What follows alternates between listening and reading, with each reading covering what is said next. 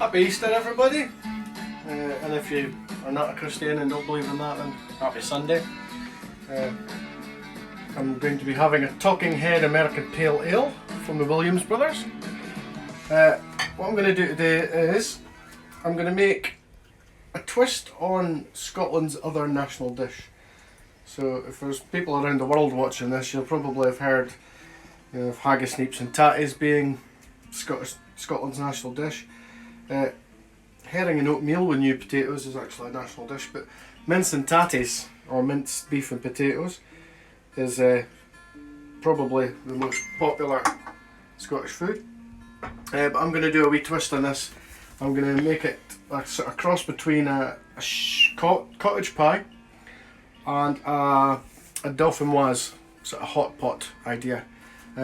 So you need an oven proof dish, depends on how many people you're feeding, a pan to make your mince in. I've got it on a relatively high heat. You'll need X amount of potatoes peeled, a floury variety like Maris Piper's is good for this, a couple of carrots peeled. I've got parsnips just because I've got parsnips, but also for my mince you'll need to finely dice carrots. If your knife skills don't allow you to dice them small as that, by all means grate it, and you'll need to dice one medium onion. So I'm going to get this up to temperature. Oh, that's nice. Very good.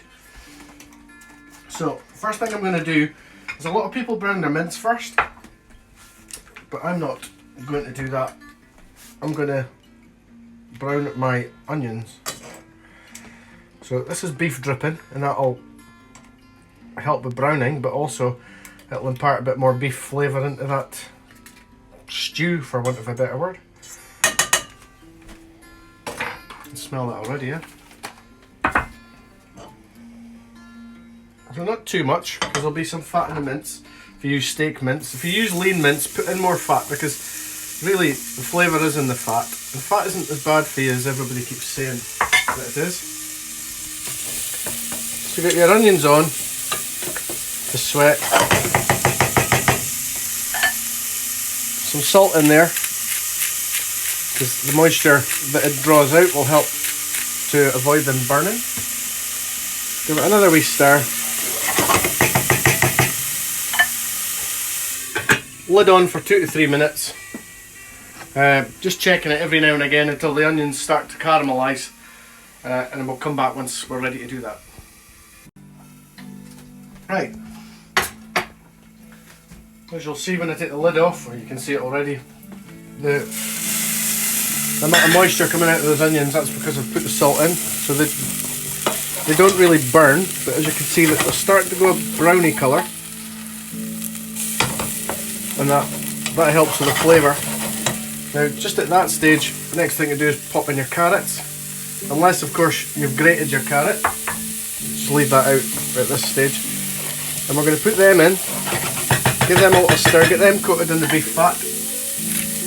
Some more salt in. Now it looks like a lot of salt, but it's really not. Give them a little shake. They'll be another minute or so, and we'll come back when they're ready. Right, so that's been about a minute or two. As you can hear, the moisture is starting to disappear from this. So at this stage,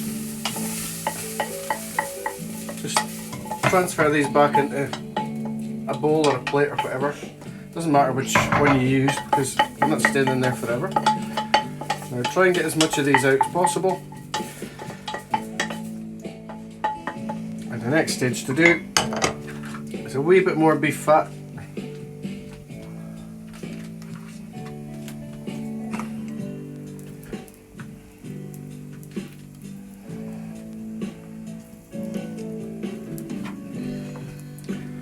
Right, and then in with our mince. So you need to brown the mince, get a good colour till it's cooked all the way through and brown, and then we'll get to the next stage. We'll come back then, okay?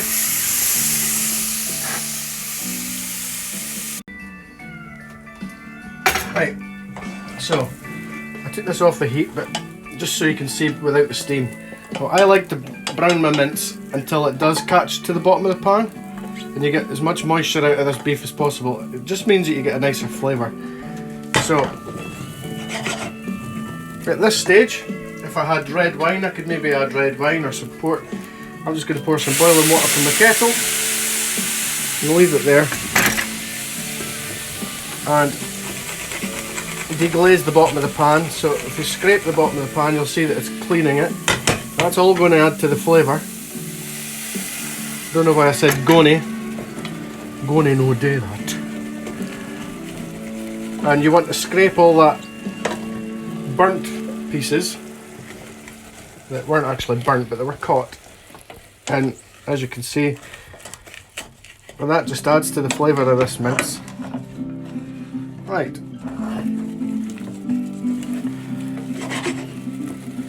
So, water, stock, whatever you like. I mean, beef stock would be ideal. Doesn't matter. So you put a good bit of water in there, and then add back your onions and carrots that you've browned.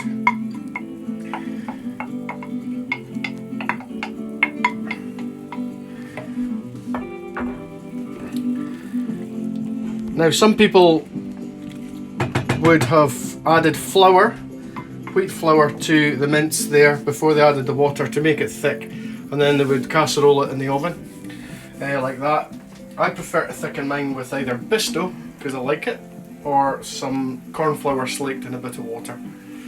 But so at this stage I'm going to add a bay leaf and a pinch of dried thyme, just for a bit of something different.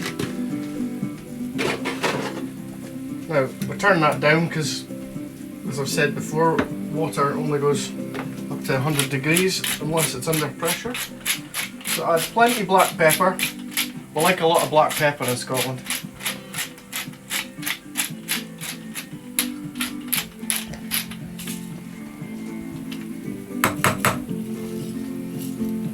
I'm going to add some more salt, but not too much. You can always season this at the end. And at this stage, lid on. Now normally if I was cooking mince, I would let that simmer for an hour or maybe two, because it does cook the meat a lot more and makes it a lot more tender, and you get all the, excuse me, gelatin out of it. And if there's been any sort of tissue fibres that have gotten through the mincer, they kind of melt in that as well. But for this recipe, because it's going to go in the oven, I'm going to literally simmer it for 10 to 20 minutes, if that. In that time I'm going to stick the oven on to 200 degrees Celsius, which I'm not sure in Fahrenheit, probably about double. And while that's doing that, I'm going to tidy up a little bit. I'm going to wash this dish because I need it again. And I'm going to slice my potatoes. Now I've got effectively like a mandolin slicer. So, I've never used this. There we go. And you just slice away.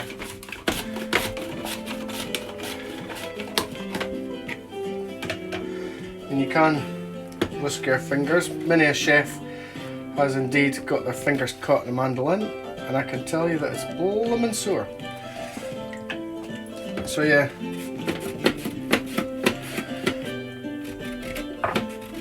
I find it easier without the guard, but please be careful. So, I'm going to slice all these potatoes. If you don't have one of these, just a knife, just make them about a millimetre thick, millimetre, 2 millimetres thick.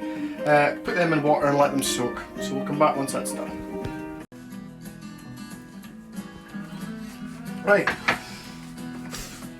So, slice my tatties, and I've done the same with my carrot and my parsnip. I've buttered my oven-proof dish, so put seasoning in there.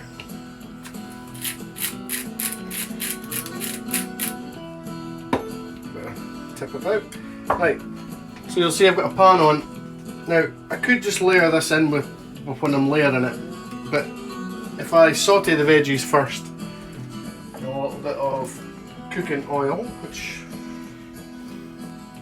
is in there, then it just helps to make them a little bit more pliable, so not too much oil. Put the parsnips in first.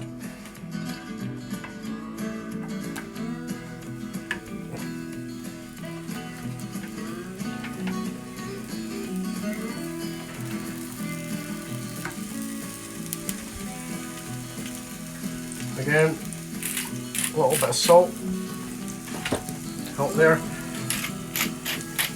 and some pepper. So yeah, you just saute them for 3-4 minutes, just until they become pliable, and then stick them in a separate bowl so that they're cool enough to touch when you come to do it. So I'll do that, I'll do the carrots, and then I'll come back when I'm ready for the next step. I'm going to need another beer soon. Right, after 20 minutes or so, taste it. Make sure your vegetables are cooked. Now it's up on a high heat just because I had this ring on a high heat for that pan. So, you want to thicken it, but not quite as thick as you normally would for mince. And you also want to take the bay leaf out.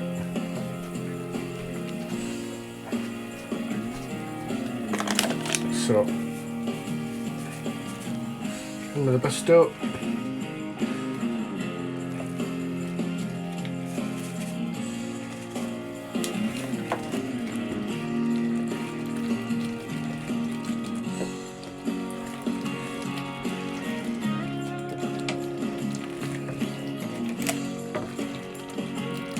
A little bit thicker than that.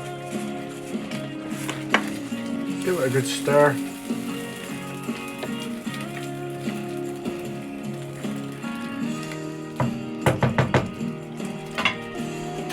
Check the seasoning with the pesto in. Needs a little bit more salt and pepper for me.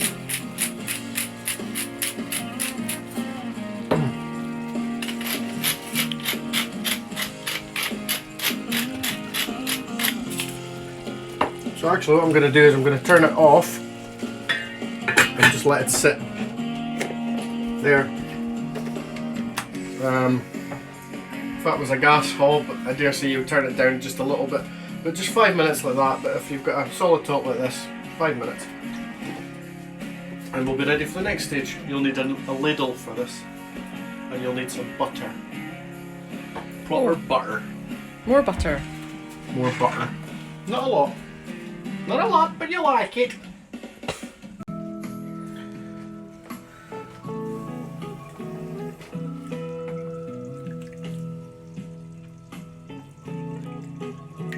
What are you doing there? So, Tattie, as you can see, have been soaking.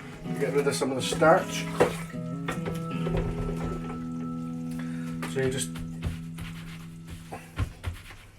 clean cloth and dry them out. I shouldn't have put that in there because I need it there.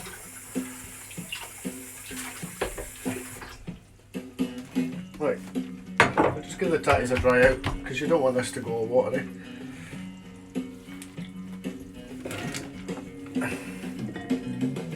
There we go. So the next thing you need to do is just layer up your dish. So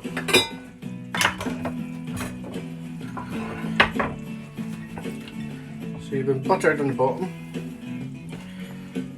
so don't have to be pretty, but not too thick a layer. And then we'll put some carrots, some parsnips,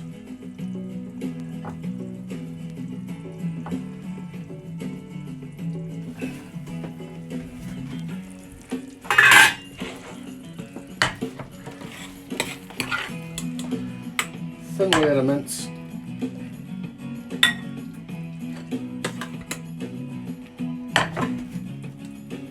like a lasagna, so just a few layers like that. You may as well just come back once I'm ready. The last layer should be Tattie's potatoes, okay? Definitely time for another beer. Right, so the last thing you do before you put it in the oven, your last layer, if you can make it kind of look a bit more presentable, the bottom layers don't matter. So you put some salt and pepper on the top. Now this is entirely up to you. You can either brush this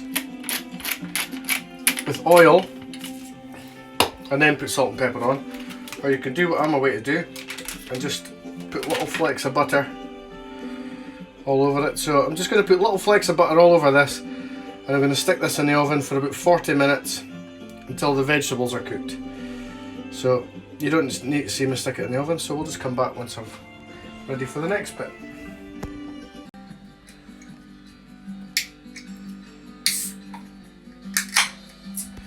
So while that's in the oven, I'm going to have some cauliflower cheese with this. Gluten and dairy free. I know, it's coming from me. I know. So we've got some coconut derived milk. You could use any milk, non-milk product you like. So get that heated up in the pan. Some salt. You should really use white pepper for white sauces, but I'm really not caring. Some pepper.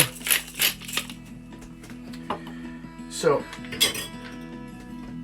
bring it up to temperature. I've got some corn flour that I've had slaked with some milk or non-dairy milk. I've got Henderson's relish. You could use Worcestershire sauce.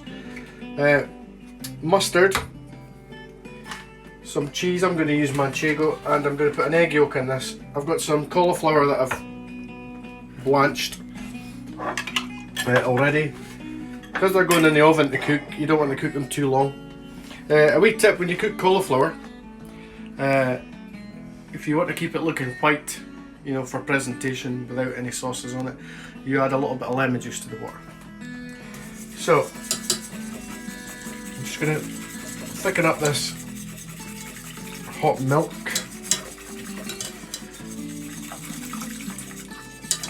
Until it's of a desired consistency. I want this really quite thick, so it's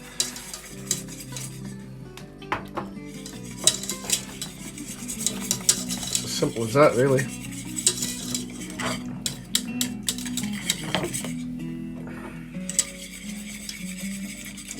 This isn't on too high a heat because it would still catch to the bottom. So you want to simmer that for a wee minute, just to cook out the corn flour.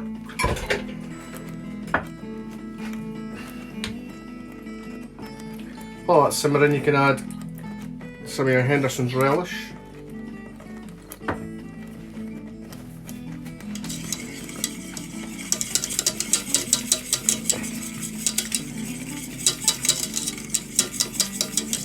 Right, the next thing you do is you take it off the heat.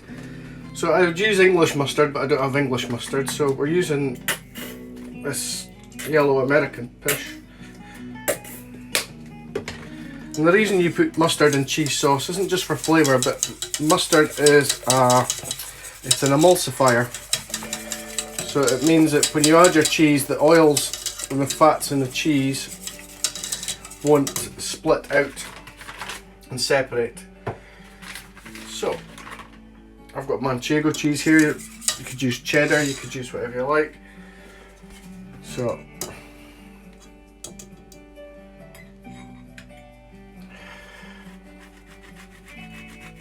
put in as much cheese or as little cheese as you like. Depends on how strong the cheese is, really.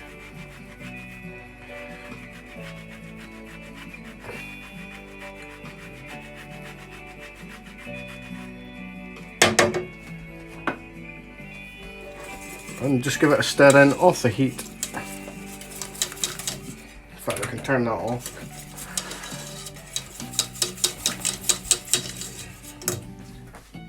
smell. Give it a taste. Needs a little bit more salt.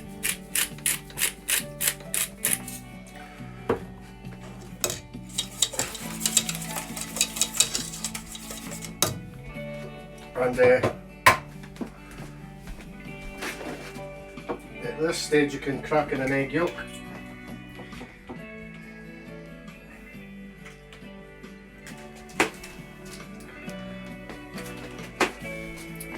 Now, you don't put egg yolk in cheese sauce unless you're baking it, really.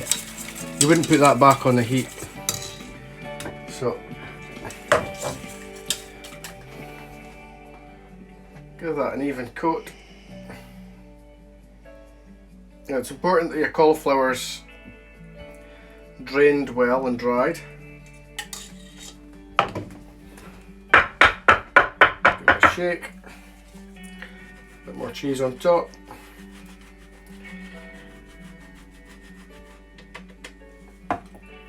And then stick that in the oven for the last 10 to 20 minutes of cooking. Get a nice colour on that. I'm going to do a dish called Skirlie, an accompaniment called Skirlie. It's a very northeastern Scottish dish. It's onions, beef fat, oatmeal, salt and pepper. It's as simple as that and it's absolutely delicious. So I'll get tidied up and prepped up and come back once I'm ready for that. Right, so for the Skirlie, you need a smallish pan, depending on how much you're cooking for. On a medium heat, and you need some beef dripping. You can use oil, but really beef dripping gives you the flavour. Unfortunately for this, it can give people heartburn, but trust me, it tastes so good it's worth it. So, melt the dripping in the pan.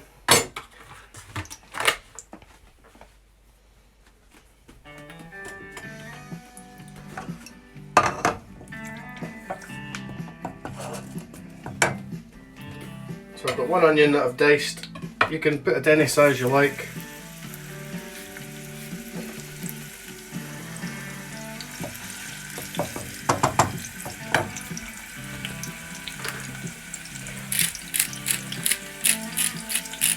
A good bit of salt.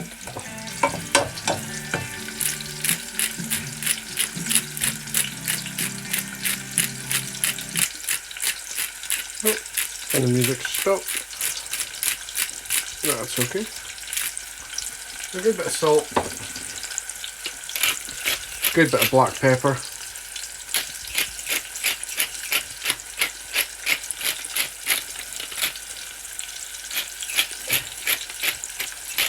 and it's up to yourself how long you cook the onion for.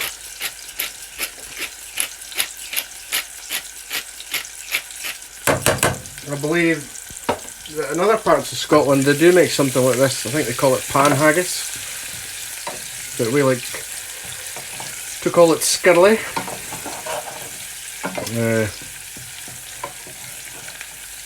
God, it is very tasty. In fact, one of Skirlie's biggest fans lives in Denmark, my good friend Tina. When she lived here, she absolutely adored Skirlie. Right. That's all I'm going to cook the onion for. And you just basically put in enough medium ground oatmeal. We're using gluten free because Kate's got special needs. Right. And you just put in enough to absorb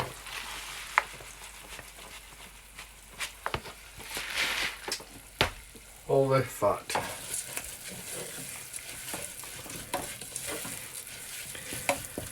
And you can either cook it like that and have it nutty and grainy, which is how I kind of like it. Maybe. What?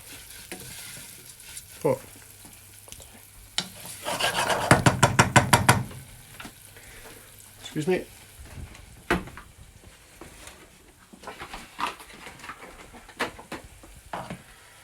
Take it off the heat.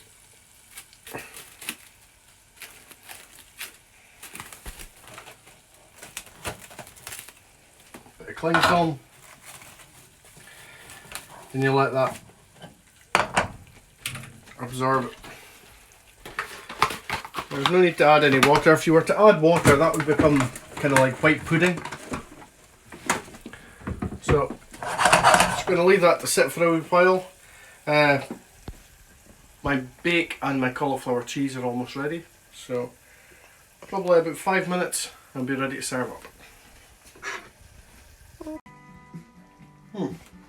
So, plates went in the oven just for a couple of minutes just to warm up. As you can see, there's my minced Dauphinois, my cauliflower cheese. Now, I would normally brown it a bit more than that, or even stick it under a grill, but we don't have a grill, so it's just a case of plating up. So this is ready when the vegetables, the tatties are cooked.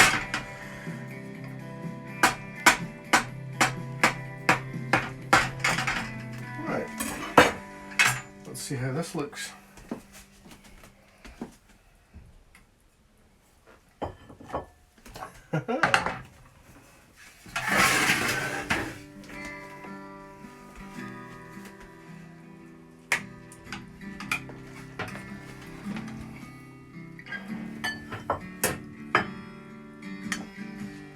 See the layers?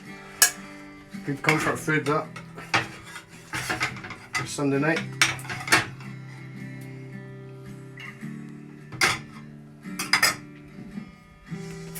Oh.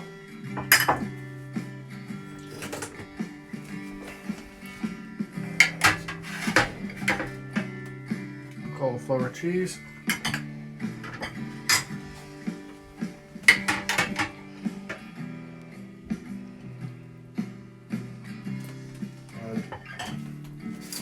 Some Skirlie. I'm just going to dish up the one just now.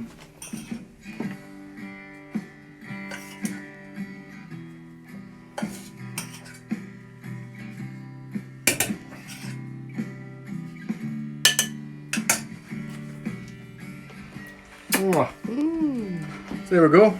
Here's my beef Dauphinois, cauliflower au gratin, and Skirlie. Looking forward to this. Happy crappy cooking.